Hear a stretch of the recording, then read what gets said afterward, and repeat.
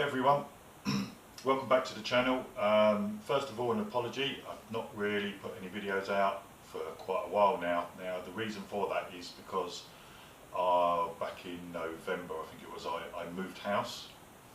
So loads of housey stuff to do, not really had a chance to do much on the bike.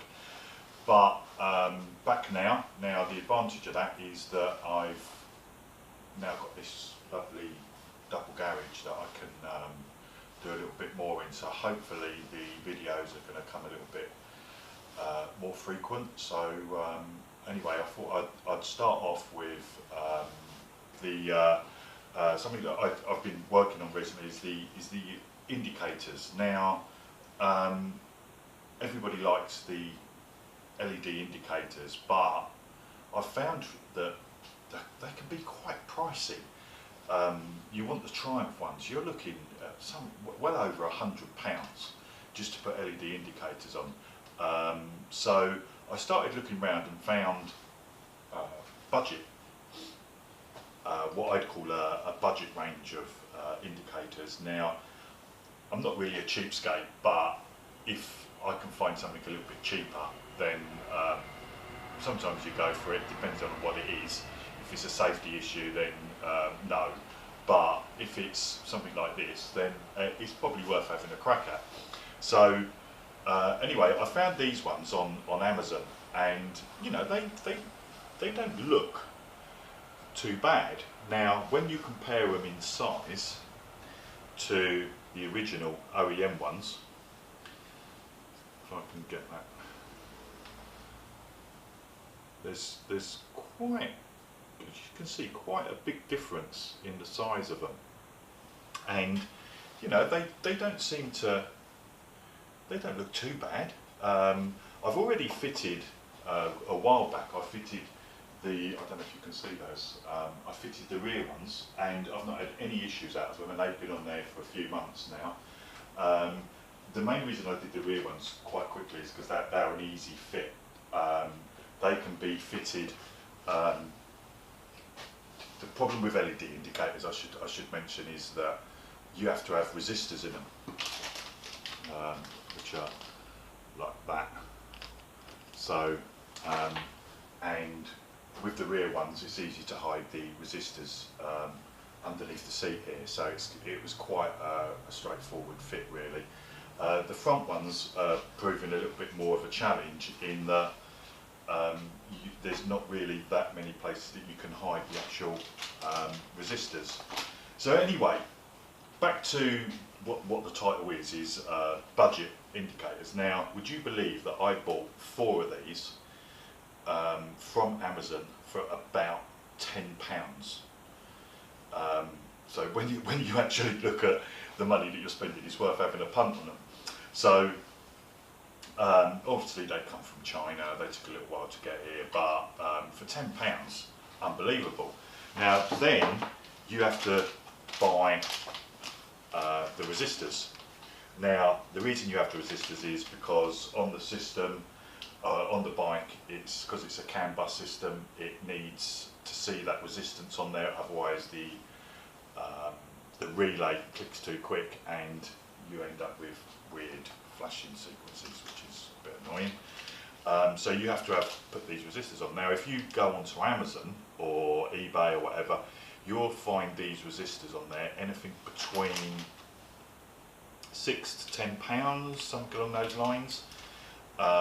Anyway, so I managed to find the number and the value of the resistor, and I got these from RS Components for £4 each, which, you know, is again a bit of a saving. Now admittedly I've got to actually solder the wires onto them, and as part of this video I'm going to show you how to solder the wires on, how I fitted that onto there, and then the only other bit is where this fits onto that bracket, you have to cut that bracket, because the OEM one fits something like that. I don't know if I can show that very well. It fits in there like this.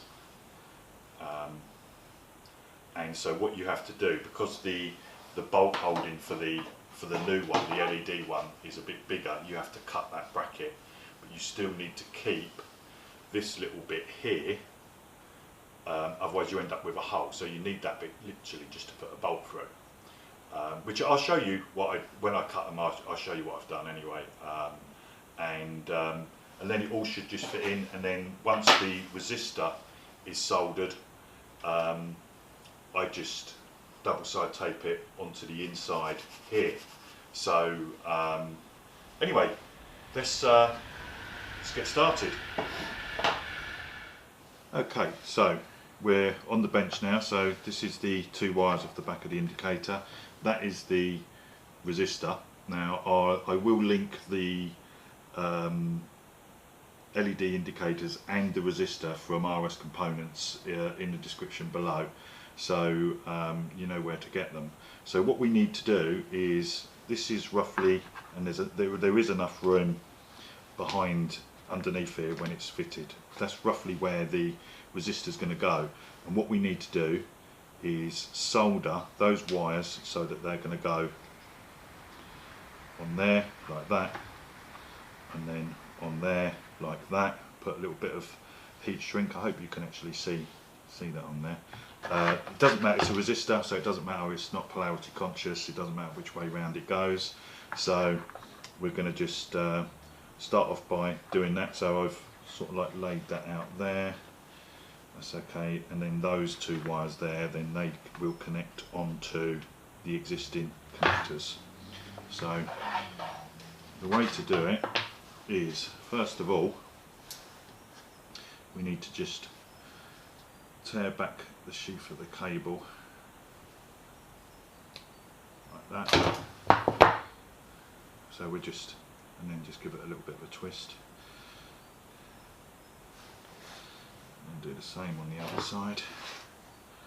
Try not to break it. Like that. Okay, so what we're going to do then is bend them round like that, and bend that one round like that, and then we're going to tin them. We're going to tin them, and we're going to tin the ends of these.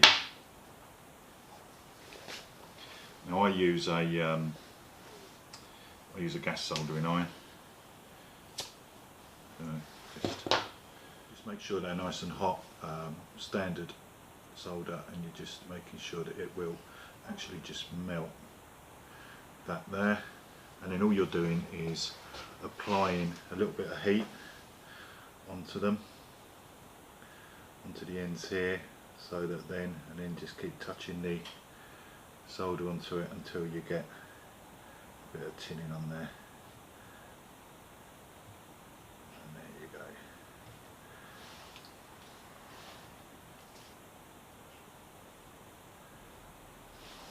And done.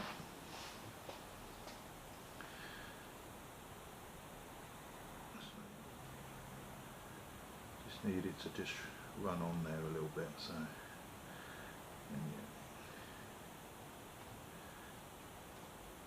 that's it.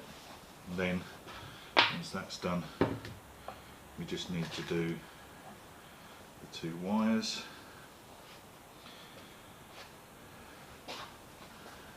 They should actually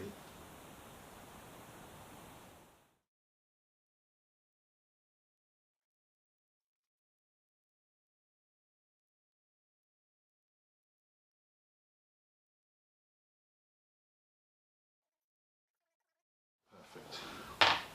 Then a little bit of heat shrink. Just going to push that over there. A little bit.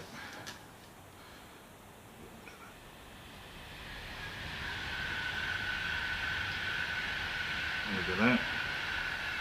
And then we're literally just going to take, I don't know if you can see this properly, see if I can do it in one hand. All we're doing then is just, again, heating up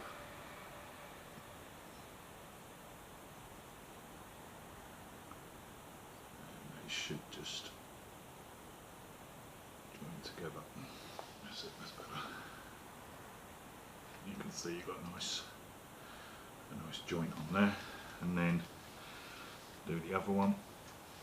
Burning yourself on the orient. This is where you need like 5 hands. Riding it.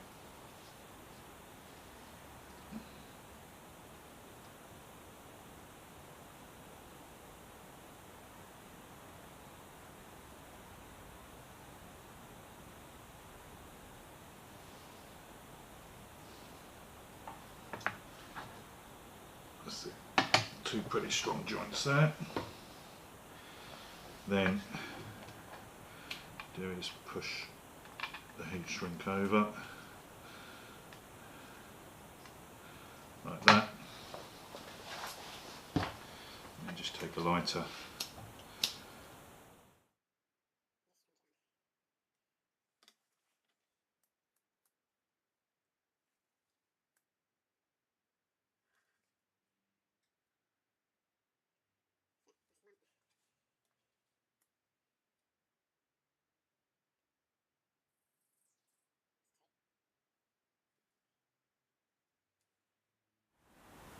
Perfect. Okay, so what we're going to do now is just stick that on there. So what I've got now is just a bit of double-sided 3M tape. Measure it out roughly and cut.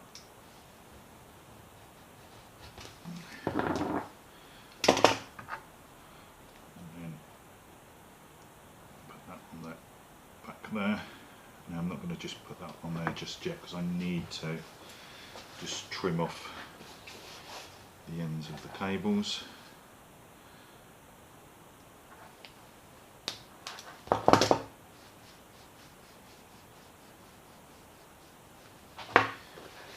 we're going to put some crimps on those.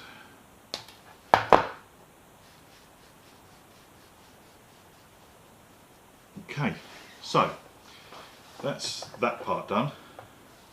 So I'll do the crimps in a sec. The next thing to do will be to cut the bracket. Let's just get these out of the way.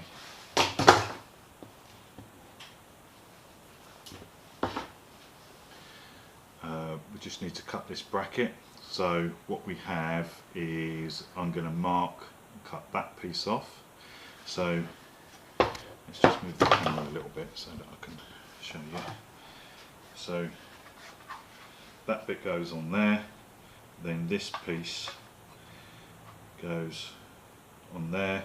So what we need to do is just cut these bits here so that we can still use that part. Let's get that in there.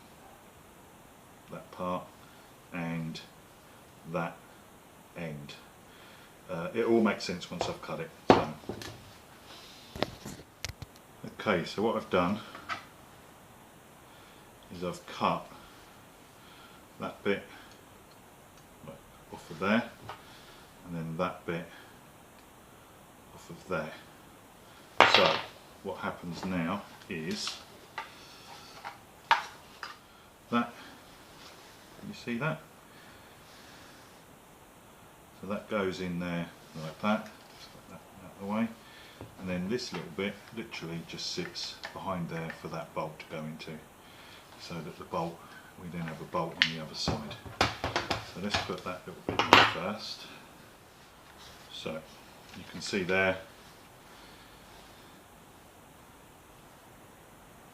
a little bit closer in,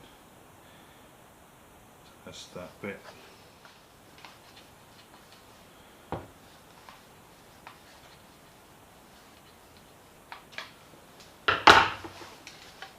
So that then looks a little bit neater. You can just about see that in there. So cool. Right, next thing, I'm just going to then get this out of the way, stick that down.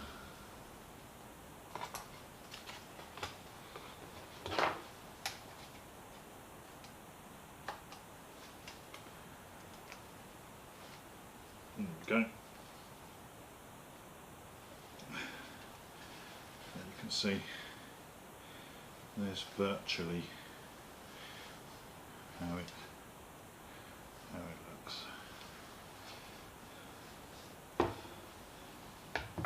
So the next thing to do will be to move over to the bike, put this bracket on, and then we can then start, I can do the connectors and then do the final connections. Okay, so on the bike then, so this bracket then goes on here.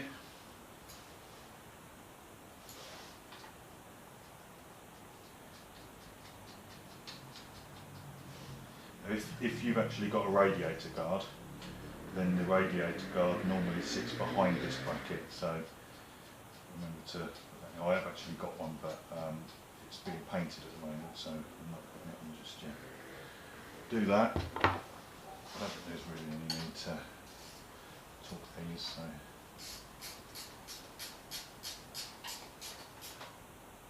it's nice and tight, and that's it. So the next thing is to just put some crimps on, and now I'm going to leave these existing ones on and then put those so that they crimp into the new ones, and so that then if ever I wanted to change back for any reason I probably could do. So okay, so right, okay, what we're going to do now is just put the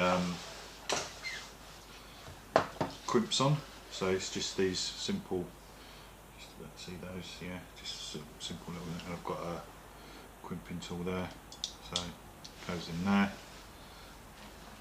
and then it goes in there, and crimps it in. Same with that one.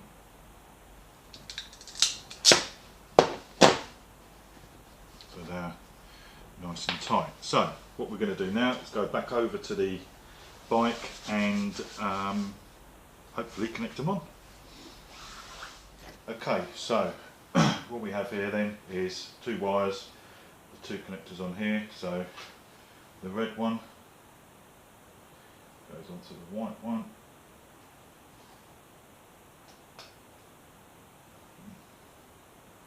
Tight fit.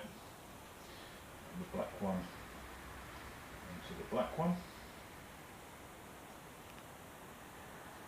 Again, nice tight fit. Then what we do is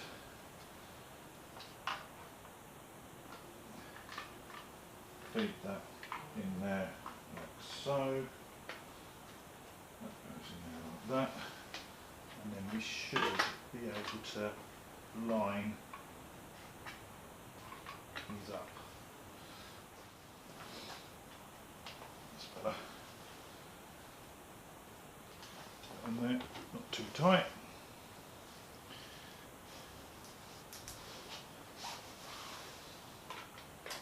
One there.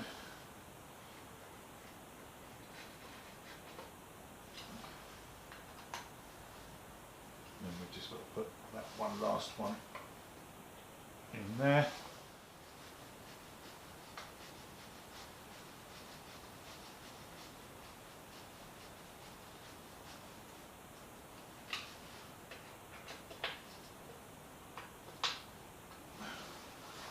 And that's it. So, just so you can see now, let's just get that focused in there, that's it. So it doesn't look too bad. I need to get rid of all my fingerprints on there. The other side I've already done, and then the back ones like that. So if we then actually just switch the bike on, and then hopefully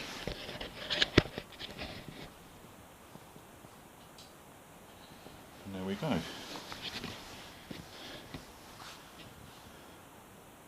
So you can see this, they're not too bad. And then side. Plenty bright enough.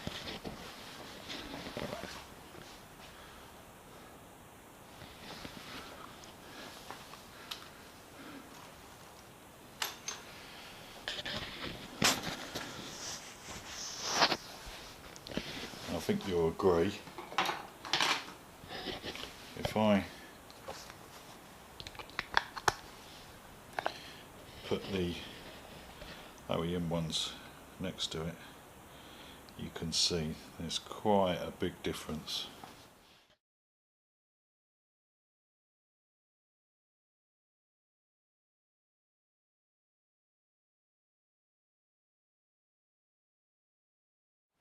Okay, so that's about it really. It's quite straightforward, nice and simple. Hope you found that interesting. Any questions, then stick them down in the comments. I don't know if I said this earlier. I'll link the I'll put a link in for the indicators, and I'll put a link in for the RS components resistors, and then the only other bits you need really is a soldering iron, hacksaw, a couple of little spanners, a couple of little crimps, so not a lot really. So I reckon that whole lot then has cost me something in the region of 8, 16, 26, call it about 30, 35 pounds tops. You want to go and buy the Triumph ones, alright, I would first admit look nicer, but 100, probably over £100 for the Triumph ones. So anyway, let's say make your decision. I quite like them. I think they look okay. So right, just a few updates then before I go.